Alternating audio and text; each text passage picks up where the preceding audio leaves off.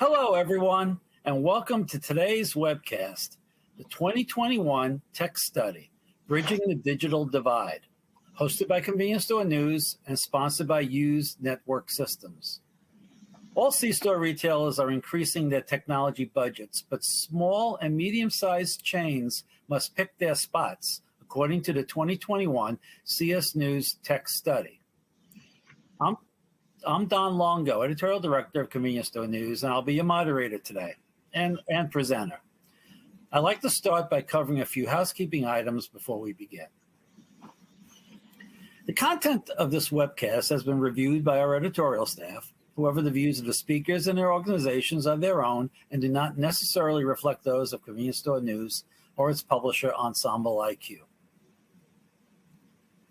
One of our goals is to make this session as interactive as possible.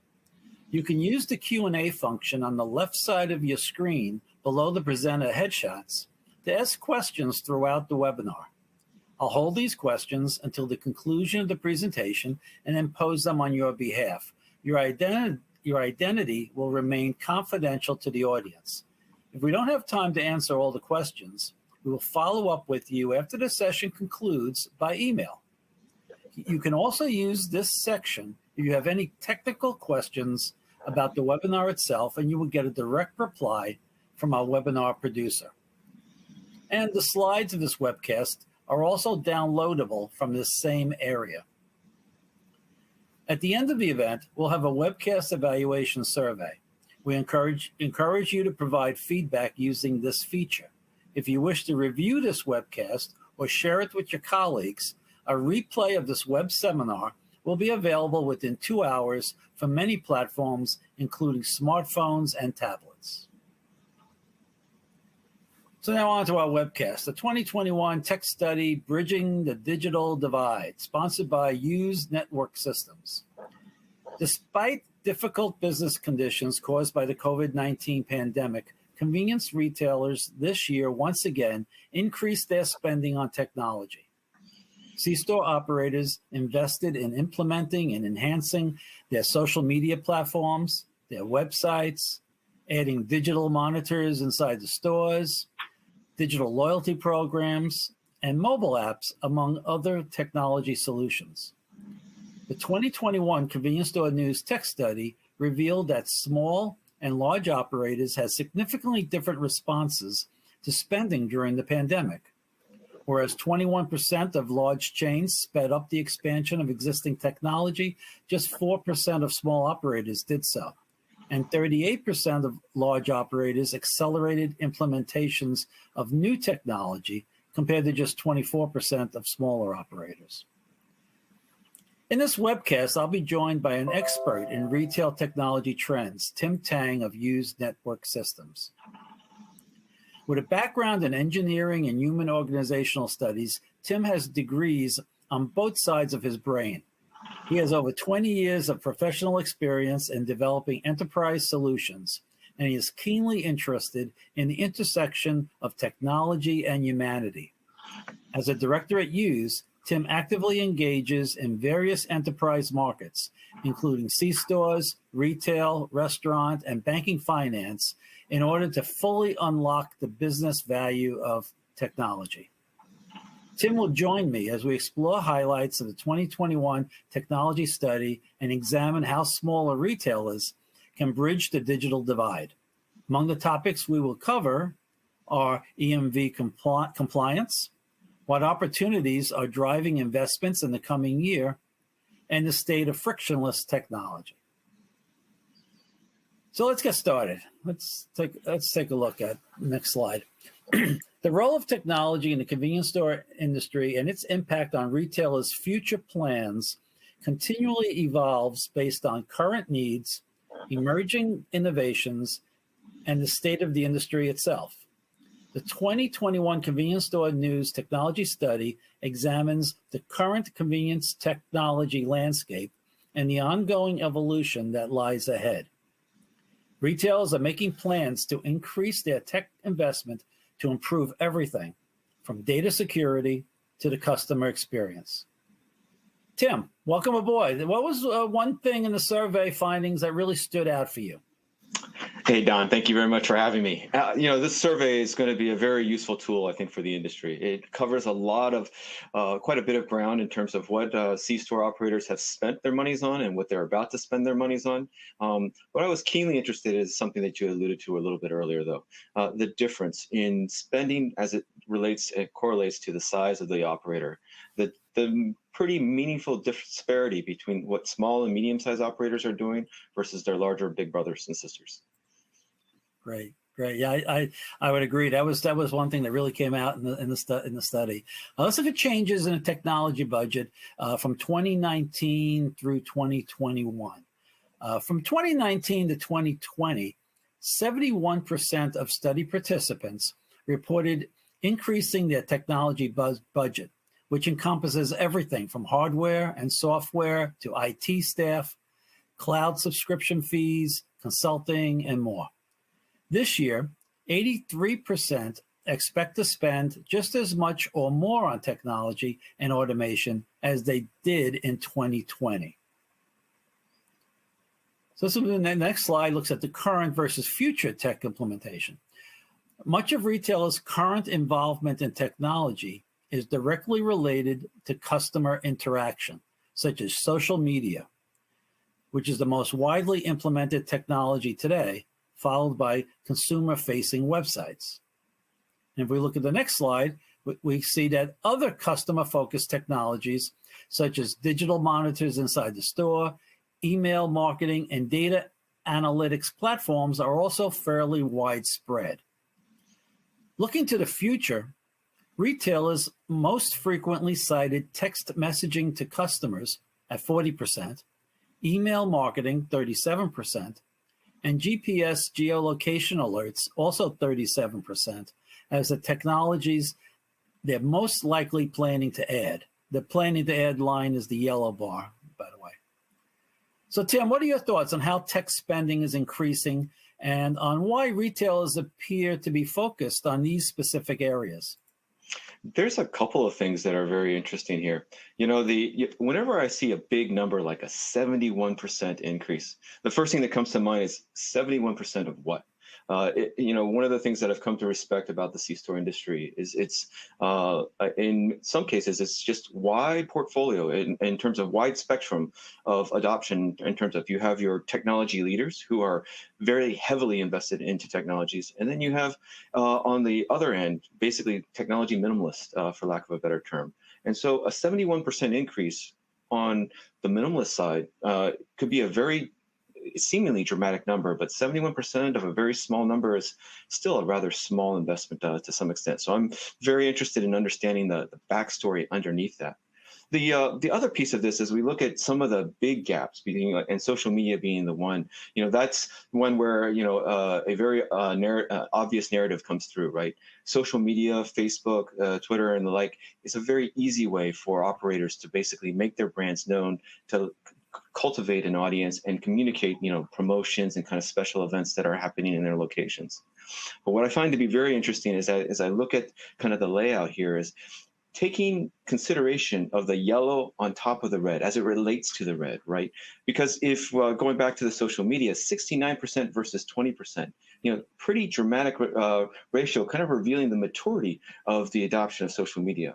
But then looking here now to the data analytics platform, or even as you alluded to, the text media messaging platforms, these are initiatives that don't have nearly the maturity from previous implementations and have a very significant or meaningful. So I see, a story in the ratios between these two numbers, kind of revealing for us kind of where the momentum is and where the real focus is as it relates to technology initiatives. That's really insightful. Thanks, Tim. Next slide is on mobile ordering and apps. More than a third of convenience retailers currently offer mobile ordering through their website, up from 19.6% a year ago, while just over a quarter offer mobile ordering with an app. Apps are likely to become the more popular option in the future, as 56% of retailers that don't currently offer ordering by app say they plan to do so in the next year. So Tim, how important is mobile ordering in general, and then perhaps more importantly, what's needed to make it happen successfully? I think your second question is actually a very interesting one. So mobile ordering, for all industries, retail, restaurants, banking, anything, is key. But in the C-store industry particularly, it's quite challenging. It's quite challenging for a number of reasons. If we look over the past few years, most of the major oil brands have already implemented some sort of mobile pay solution at the dispenser, at the pump. And the big challenge as we look at the adoption of that has been rather modest. So it's a meaningful challenge even at the major oil kind of brand level to get consumers to basically adopt these solutions. And then as we start to think through now on the individual operator, what makes C-store unique from retail and restaurants is we got multiple brands at play. We have the forecourt where you have the major oil brand driving the consumers to the site. And then you have the retail side of the business, which is where all the profitability, for the large extent, for the C-store operator rests. And so the question and the challenge now, as we think about mobile ordering, is that it's the major oil brand that's bringing the traffic to the site.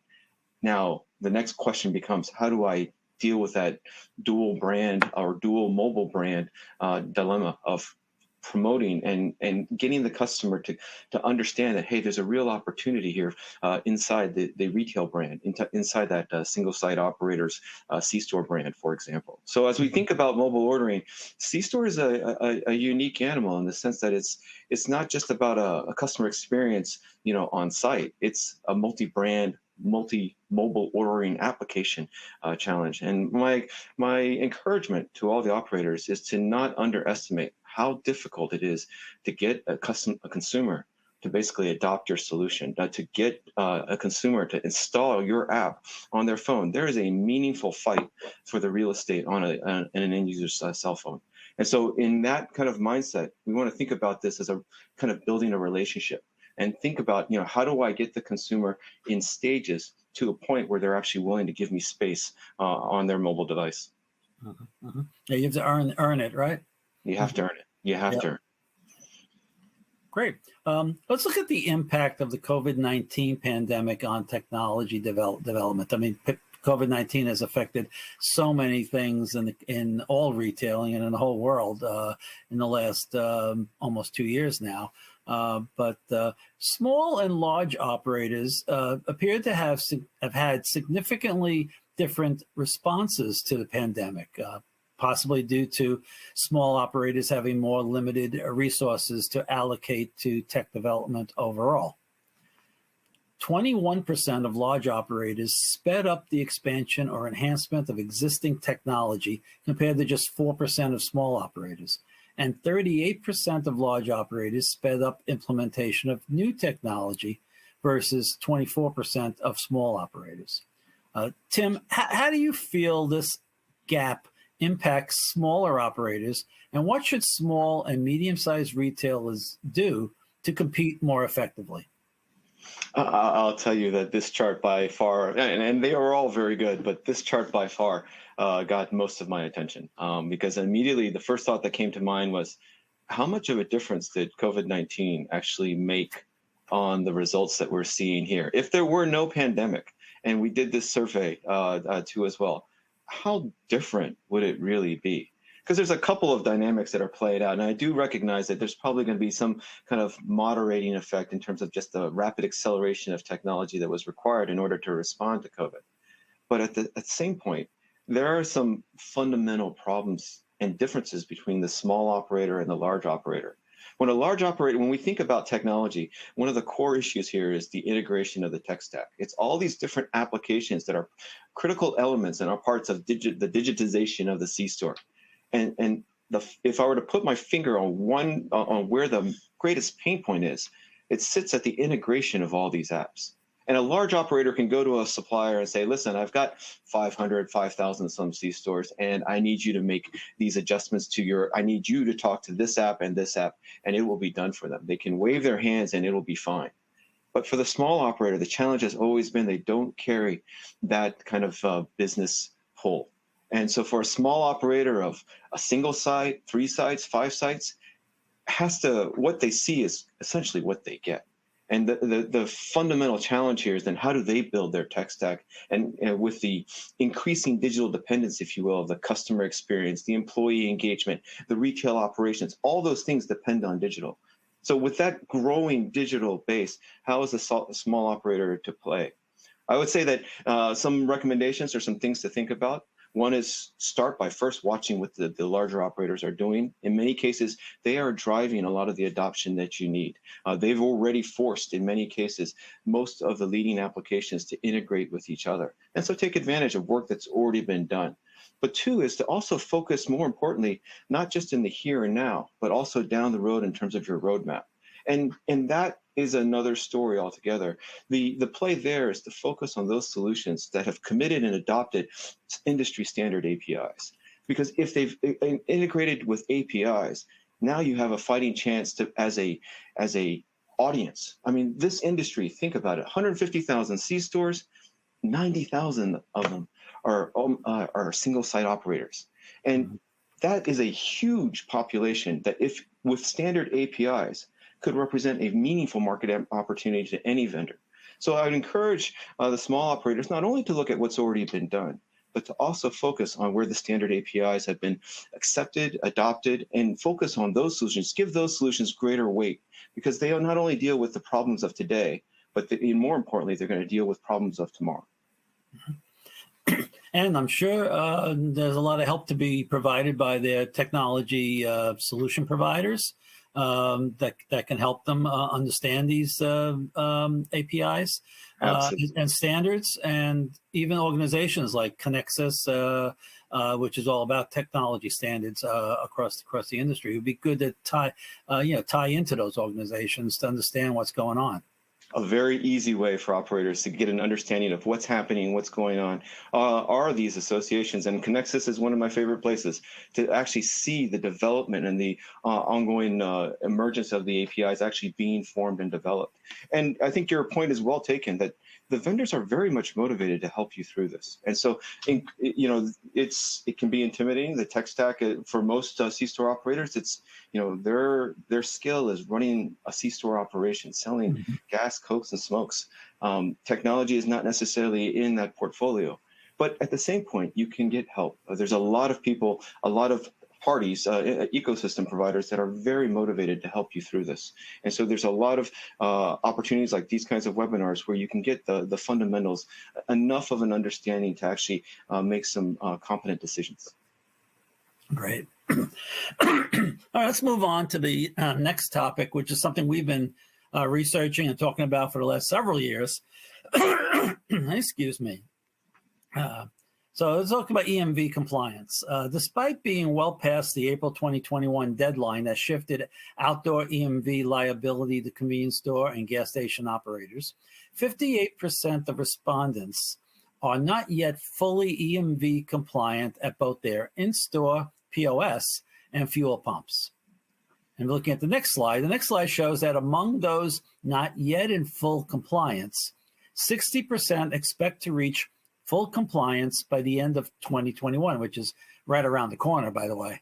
More than a quarter, however, don't expect to reach full compliance until sometime after 2022. Tim, how about telling us why the liability risk to retailers who aren't EMV compliant is so huge? And then maybe for those that have yet to become compliant, tell us a few of the options they have. What are some of the pros and cons of MSMPs, full-blown pump replacements, retrofit kits, et cetera? What are your thoughts on that? This is an issue that has been near and dear to the whole industry's heart for the better part of 6 years. I mean, it goes back to 2015, goes back to multiple delays, and it's been kind of this kick the can mentality. And unfortunately, now we're at a point where we've kicked the can a little too far. For a lot of and this is actually, really quite relevant to the previous slides where we were talking about the difference between the small operators and the large operators.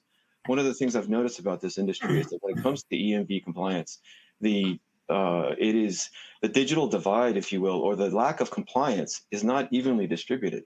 it is much more heavily weighted toward the smaller operators versus the larger operators. The larger operators had much more to lose. And so what I saw over the past, call it 3 years, 5 years particularly, is most of the larger operators had their act together 2, 3 years ago. It was the smaller operators that have kind of held back and waited.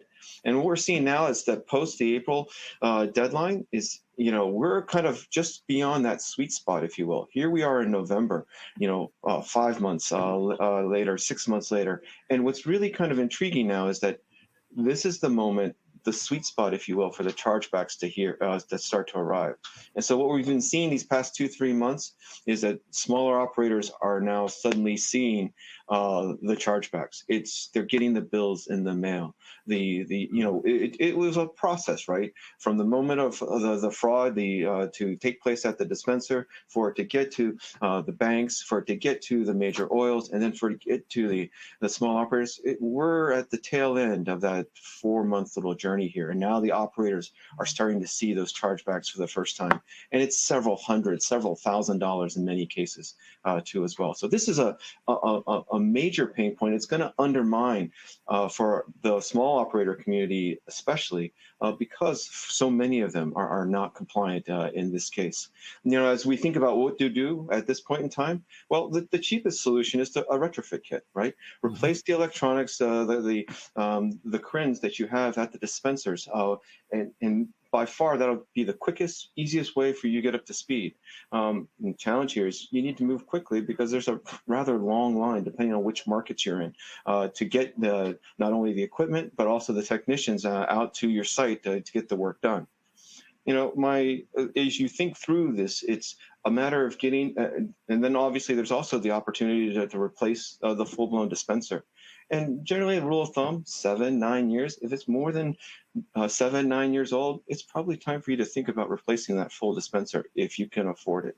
It opens up, in addition, many more opportunities to set you up for the engagement. So we want to think about kind of the roadmap of the business of C-stores. C-stores are struggling right now. There's a decline in traffic coming to the C-stores, higher fuel mileage, emergence of EVs, the decline in tobacco sales. I mean, these things are all kind of coming together in one thing. And so as you think about your capital investments into your C-stores, improving that pump to improve the conversion of the forecourt traffic into retail customers, it's got to be very first and foremost on your mind. It's going to be the key to your strategy of how to grow a healthy retail business, how to grow and maximize and take advantage of your high profitable kind of food business too as well. So the dispenser, the full-blown dispenser upgrade is not just an E&B question. It's also a question of how do you play in the future in a world that is going to be less about fuel and more about food to a large expense. My encouragement to you as you think through all your offers and the like is to leverage the community. The MNSP community that you alluded to, Don, is a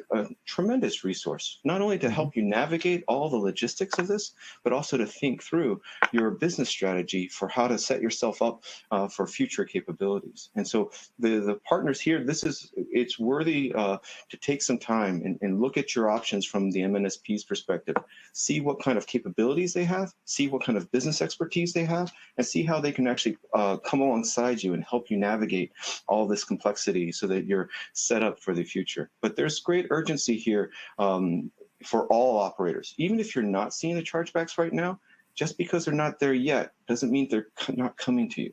I mean, think about the retail adoption of EMV. When retailers, and I'm talking about general retailers, adopted EMV, when we started reaching 80-90%, all the fraud shifted. It doesn't go away. It doesn't decrease. It just moves. And in the retail, in a brick and mortar retail scenario, it shifted online, and all that fraud moved online. In this scenario, because there's such a high population of non-EMV compliant operators out there, it's simply the easiest way for fraud to shift is to the non-compliant EMV stores. So those stores who are non-compliant today can expect higher chargebacks, and those stores that don't have any chargebacks today can expect new chargebacks to show up eventually. And I mean, and you really can't underestimate what you meant, what you said about the urgency of the situation. There's a long waiting list for people to get specialists to come down, technicians to come down and install the retrofit kits.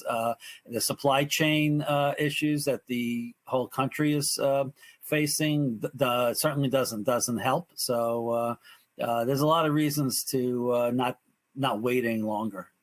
Yes, absolutely.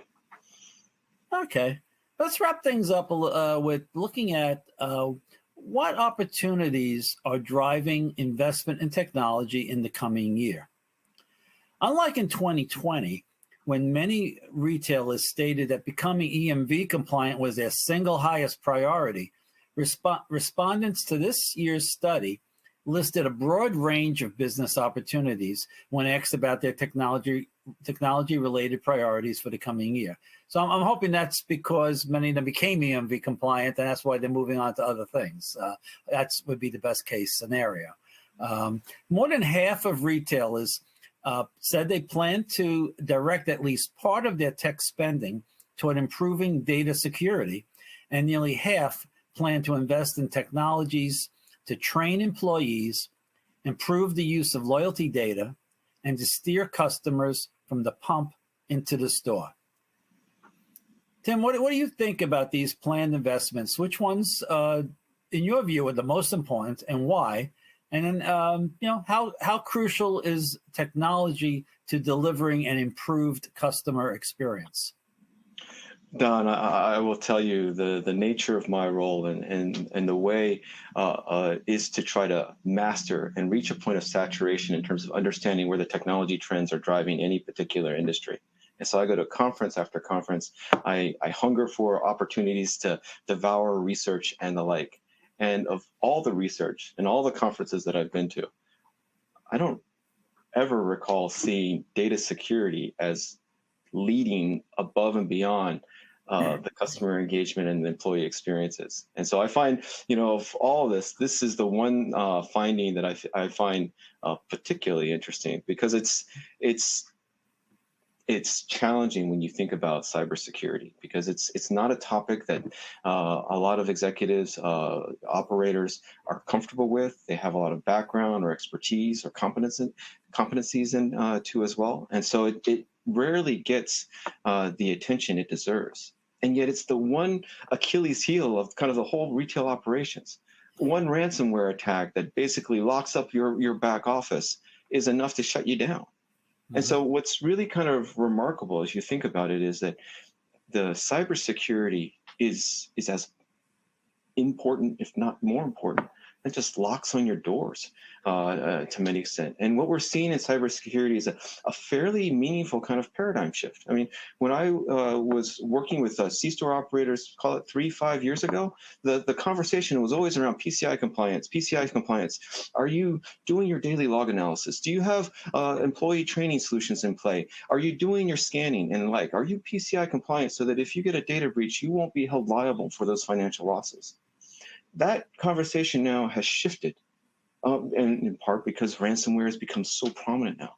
It's not just about credit card transactions anymore. It's far easier for a bad actor to just basically encrypt your back office and shut you down. Mm-hmm. It basically block your ability to kind of run your C-store because of all the digital dependence. And so now it's much more convenient, the business model is much simpler. I encrypt, instead of trying to steal your credit card information and go through the hassle of putting in skimmers and the like, I'm just going to lock up your PC and ask you for $20,000 if you want it back.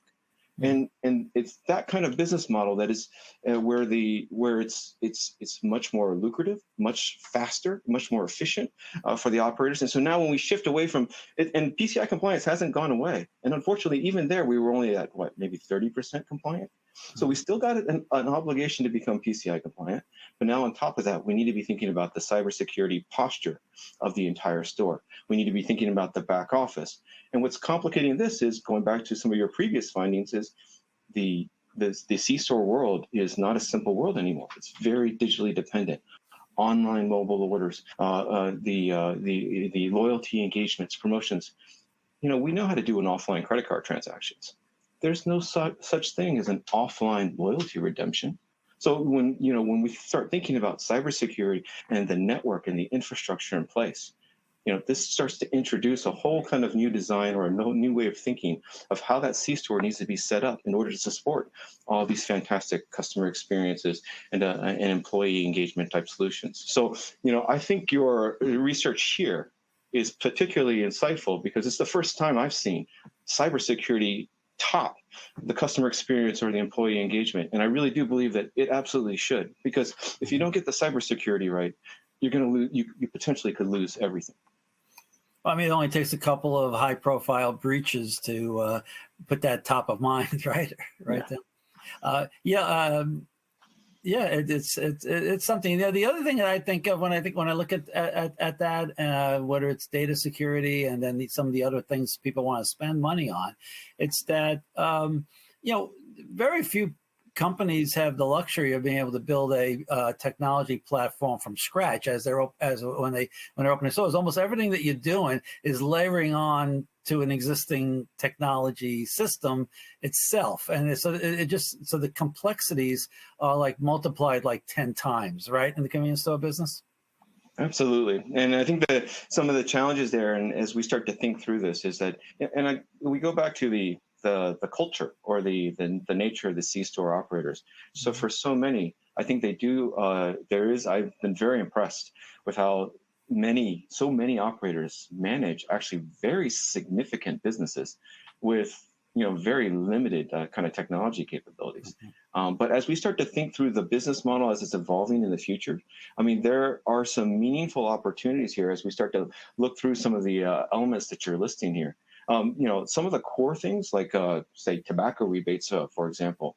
This is an area where you need the right technologies in place so that you can get the data to the tobacco manufacturers and get your rebates and get your real-time promotions. So as you start to think through these kinds of things, you want to look at a holistic understanding of kind of where is the profitability of the business and what is the technology that's going to be required in order to support that profitability. What the answer is becoming increasingly now is it is about the technology. It's about the ability to understand your customers. It's about the ability to understand what they want and give them relevant promotions, personalized offers too as well. What's remarkable about the C-store industry today in the market is the fight from other industries. It's not just C-stores looking against competing with other C-stores. It's C-stores competing with dollar stores, C-stores competing with grocery stores, C-stores competing with QSRs. Where's the profitability of the C-store? It's in the prepared food. And who's the number one competitor? It's the QSRs. So think through all the technology solutions that the QSRs, the restaurant industry, the grocery industry, and even the dollar store industry is bringing to their consumers to make life more convenient to them.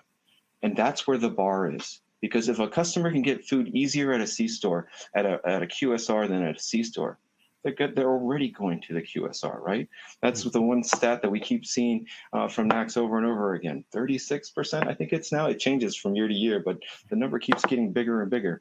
Of consumers after they purchase a drink, a beverage from a C-store, their next stop within 30 minutes is a QSR. So how are we going to do that? How are we going to start attacking that KPI? And it's going to be about providing a comparable, if not even better, solution than these other competing industries are providing. Yep. Yeah, I agree 100%. So frictionless, that's become a buzzword in the industry for the last couple of years, and we've seen a lot of attempts at it. Kind of looking ahead, frictionless self-checkout technology in particular is considered a opportunity as C-store operators look to give customers more control over their shopping experience. So we have Amazon Go's just walk out technology. You have scan and pay. You have lots of other types of technology designed to remove friction from the shopping experience. Of course, convenience stores have a lot at stake in there because convenience is in the name of the stores. I mean, it's all about convenience. So what would you say is working, what's not, and what is likely to be the preferred technology of the future when it comes to frictionless technology, Tim? There's a number of things that very quickly come to mind, right? When you think about frictionless, it's about enabling the customer to basically take care of themselves so that they can get out even faster. So we think about kiosk solutions, which, there have been C-store brands. I think the kiosk offering, was born. I would even argue with certain C-store brands in terms of their ability to take emerging technology. And this is the impressive part about the C-store industry. I mean, when I think about when the kiosk become kind of mainstream and deployed at scale and actually have a meaningful business impact on revenue, it was in the C-store industry. And it's those kinds of solutions. So when we think about frictionless, one is the kiosk, the self-order. Well, maybe we should say one is the mobile app. Then we go to the kiosk. But I think for some of the things that you were highlighting here, it's about, we're talking about the checkout. And we're talking about how do you make the checkout more functional, faster, and the like. And there's a couple of ways to think about that. And it's different solutions for different C-stores, right? There are been some very impressive implementations where it's just a very modest amount of technology in order to enable that mobile checkout. As simple as opening up a mobile app, scanning the items, and then scanning a QR code on your way out. I mean, it can be that simple, that small, all the way to the equivalent of what you see in the grocery store, self-checkouts, where you have a little station, you go, you scan your products, and then you walk out the door and you essentially check yourself out. I think what's interesting here is when we start thinking about some of the computer vision enabled kind of solutions that you were mentioning before. And this is where I think there's a lot of interesting activity that's taking place with the larger brands that I've seen so far to date, where it's more about the ability to leverage computer vision and computer vision's IoT sensors throughout the store to kind of understand what the customer is doing. So when you think about the C-store, the big advantage, if you will, is the footprint, the sheer number of brick and mortar points of presences and kind of where they're at. The disadvantage of C-stores is the size of the store. You're orders of magnitude smaller than the grocery. You're talking hundreds or thousands of square feet instead of tens of thousands and hundreds of thousands of square feet, which means that you need to be even smarter now about how to use that smaller footprint. Bigger, more number of stores, but that smaller footprint. And I think with the computer vision solutions, not only do they facilitate a very elegant experience, I go in, I open my app, I grab a bunch of things, and I just walk out. It also gives the operator an understanding of what are you doing in the store? Where are you going? And what products do you touch in what order? And what products lead to what other products? And how do you build your baskets? And more importantly, which products are you putting back that you need to be persuaded to keep? And so it's those kinds of insights that you don't get with a typical POS, transaction data. The POS transaction data only tells you what a customer's actually bought. It doesn't really give you any understanding of what they're doing in your store or what they thought about doing or thought about purchasing. And so as we start thinking about some of these frictionless solutions, not only do they provide the opportunity to dramatically improve the customer experience, it also gives you another order of magnitude of insight into what the customer is doing in the store so that the operator can make the appropriate adjustments to optimize their portfolio in their limited footprint to maximize their business opportunity with the customer. Yeah. And it's reflected in the results here, which are very widely split here, with 35% of respondents planning to add self-checkout using kiosks, another 35% planning to add self-checkout through AI and sensors, and 28% adding using an app, a digital app to check out. So it's I don't think the final word is there, or like you said, everybody's solution is going to be different for the depending on the retailer. So. But it's a very interesting future when you look at this whole checkout, and the labor shortage probably makes retailers want to look at this even more because of the trouble the retailers are having hiring. And we know a lot of C-stores have closed their third shift because of not having employees to work it. So I appreciate you bringing that up, because we didn't talk very much about IoT or the labor shortage and the like. And that is a very meaningful and kind of fundamental challenge that we're looking at here. And so it's another area where we talk about technology in terms of improving the customer experience, improving the engagement with the employees. But as it relates to retail operations, we're in a market context right now where, to your point, we simply do not have enough labor to keep the stores open. Mm-hmm. And so it's a matter of survival to some extent. And so looking at IoT, things that were considered to be a luxury in terms of retail operations now become an immediate necessity. What can be done to take off another hour of paperwork off of the store manager, off of the frontline employees, so that they can spend more time with the consumer? And every little opportunity, whether it be, say, tank gauge data from collecting the tank gauge data from a compliance perspective, to just understanding when the bathrooms need to be clean and when they don't, or even knowing when a freezer has gone offline and you're about to lose all your milk products or your egg products and the like.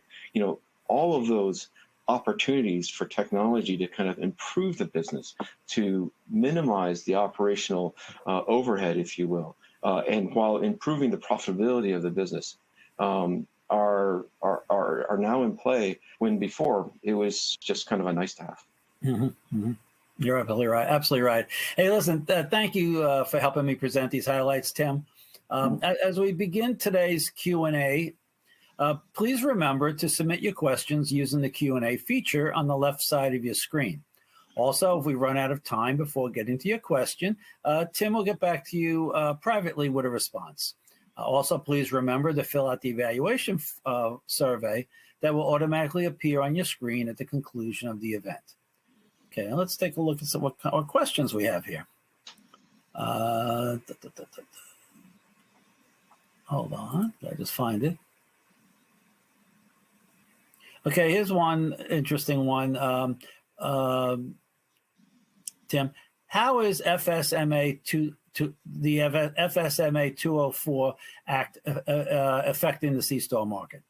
So FSMA is the Food Safety Modernization Act. And as we think about the C-store and kind of some of the things that we talked about throughout the presentation, it's a whole new discipline. It's a whole new center of profitability. It's the main source of profitability in the retail operations. And so as we start thinking about, food safety, it raises now the question of, how are C-stores, which, for the most part, were in many cases focused on prepackaged kind of food items, now going to enter this world of kind of hot prepared foods and to do it well.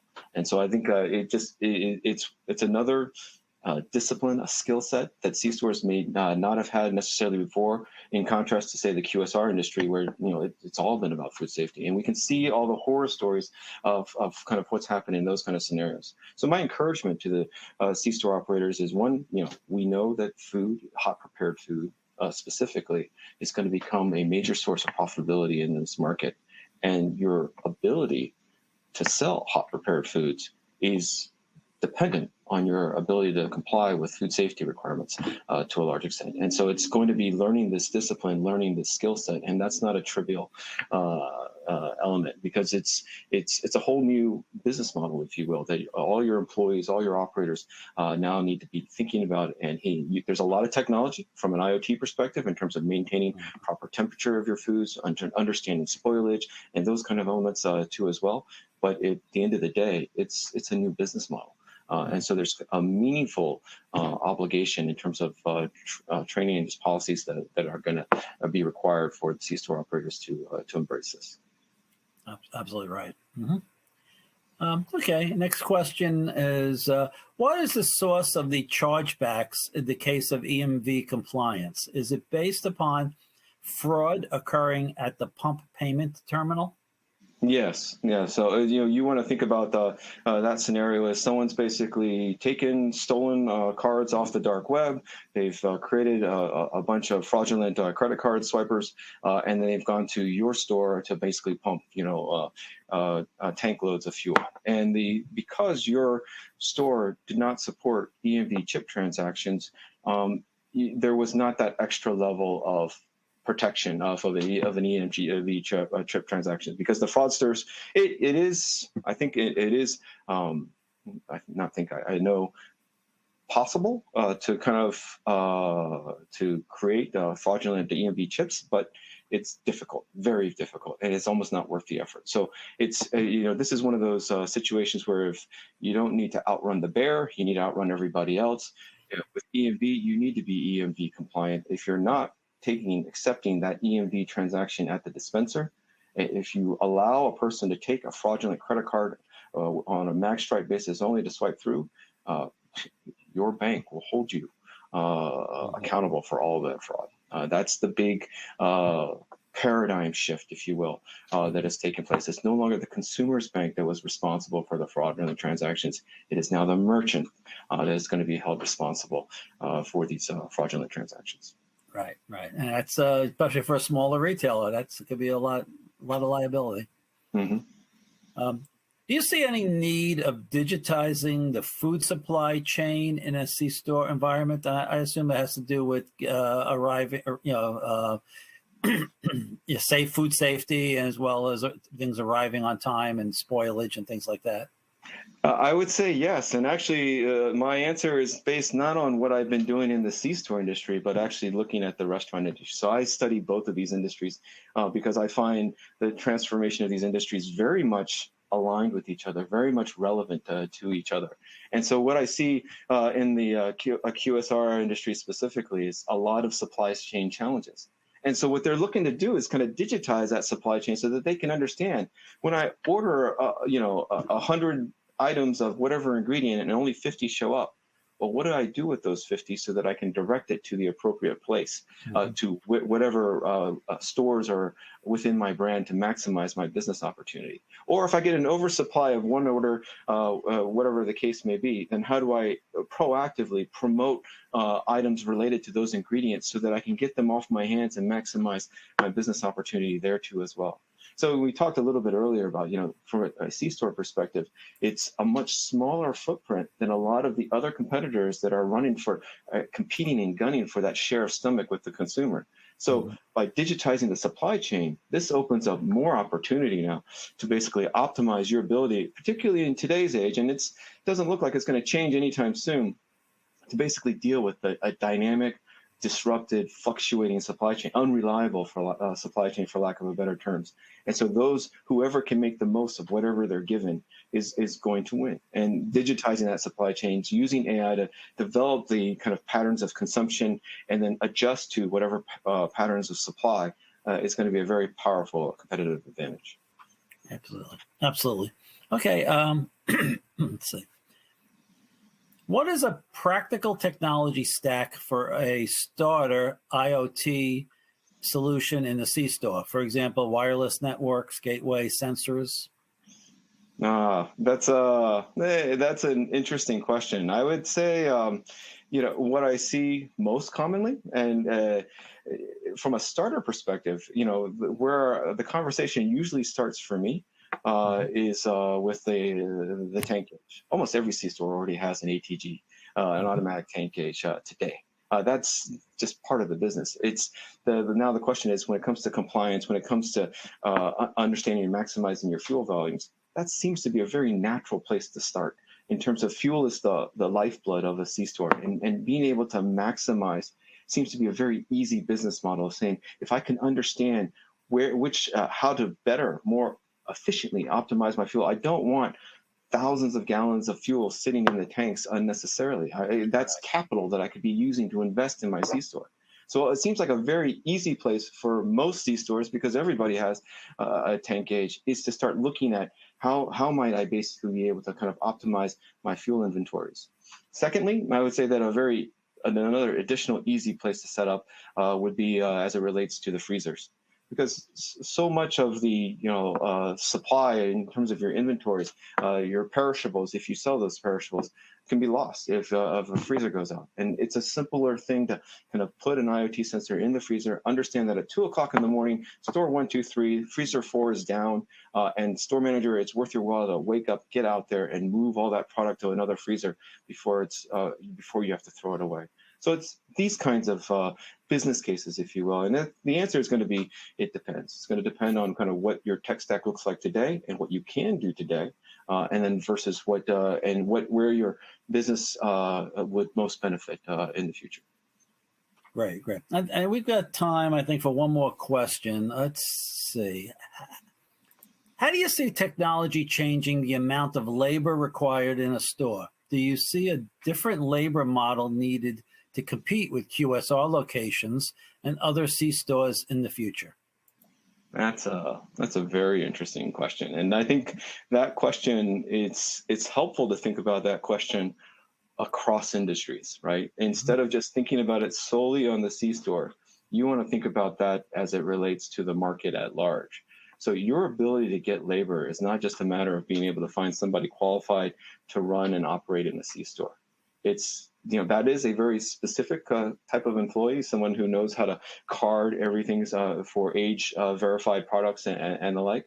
But the competition for the person who's going to sit behind your register is also considering and thinking about becoming an Uber driver or a DoorDash. You want to think about that gig economy type of player. And then you want to think about all the other types of potential alternatives like the QSR industry too as well.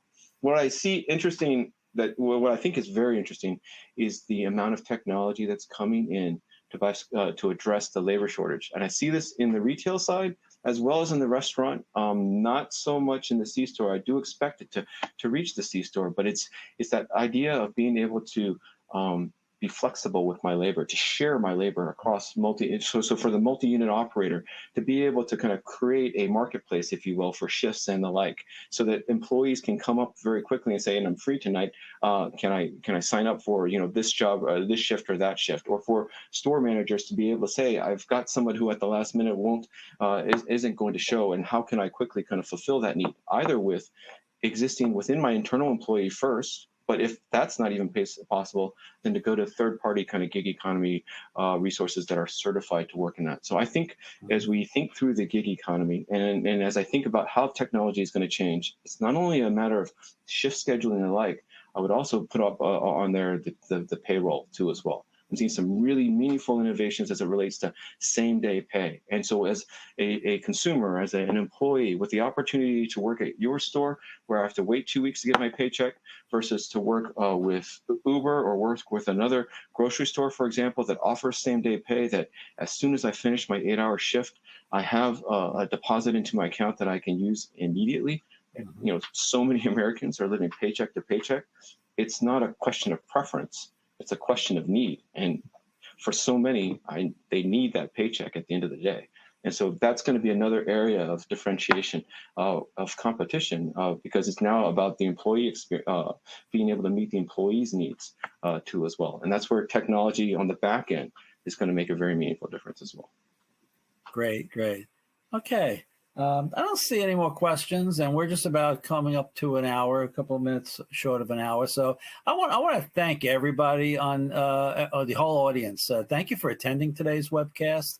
This was the 2021 Tech Study, Bridging the Digital Divide, sponsored by Hughes Network Systems.